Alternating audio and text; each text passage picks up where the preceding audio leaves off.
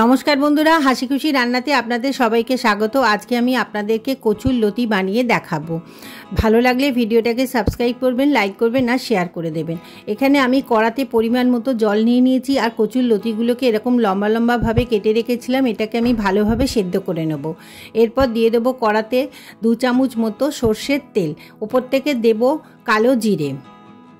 যে কচুগুলো আমি সেদ্ধ করে রেখেছিলাম এবার ওই তেলের মধ্যে দিয়ে ভালো করে নাড়িয়ে চাড়িয়ে একটু ভেজে নেব।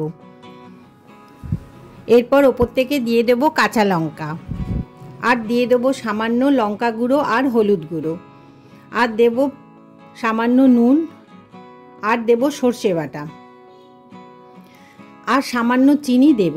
চিনিটা অপশনাল রইল, আপনারা দিতেও পারেন নাও দিতে পারেন। এভাবে নাড়াতে নাড়াতে দেখুন আমার কচুর লতিটা পুরো তৈরি হয়ে যাবে।